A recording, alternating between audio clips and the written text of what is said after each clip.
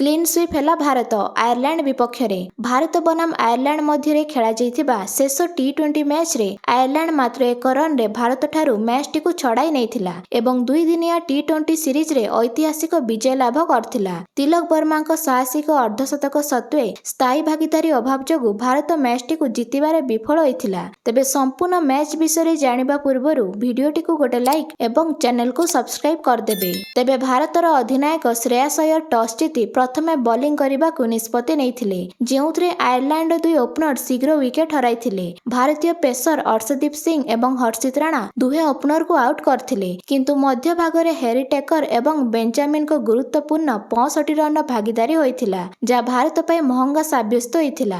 Harry taker 47 ball 53 run करथिले जेतेबेले कि Benjamin 23 ball 37 run पारी खेलिथिले। तेबे शिवम दुबे तांको स्पेल रे लगातार 2टी विकेट नहीं मध्य भागर भागीदारी को भांगी जो 15 ओभर बेंजामिन एवं देलनी को विकेट पड़थिला। तेबे गोटे पटे हैरी टेकर स्थिर रहिथिबा बेले अन्य पटे तांको जॉर्ज डोकरेल जोग देइथिले। जॉर्ज डोकरेल 14 बॉल मूल्यवान 19 रन जोड़ी डेथ ओवर पर्यंत दल को गति बजाय रखिबा निश्चित करथिले। आयरलैंड 155 रन टार्गेट छिड़ा करथिला भारत आगरे जाको पिछा करी भारत दुर्भाग्यवशत मात्र 1 रन रे हारिथिला जेउथरे भारतर 2 ओपनर अभिषेक शर्मा एवं संजू सैमसन को प्रारंभिक जोड़ी बॉलर जय मुद्रा सामना रे विफल होइथिला। सेमाने प्रायतः प्रारंभिक विकेट हराइथिले ता संगकु ईशान किशन दुर्भाग्यवशत 12 रन रे रन आउट होइथिले जेतेबेले कि अधिनायक अय्यर मध्य 10 रन रे जय मुद्रा बॉल रे बोल्ड होइथिले जहा द्वारा भारत को बड़ झटका लागिथिला। प्रारंभिक ओभर गुड़िकरे भारतीय बैट्समैन फेल मारिबा परे मध्य भागरे तिलक वर्मा एकुटिया संघर्ष करथिले। से 46 बॉल 55 रन पारी खेलिथिले तांकु साथ देइथिले अक्षर पटेल एवं शिवम दुबे।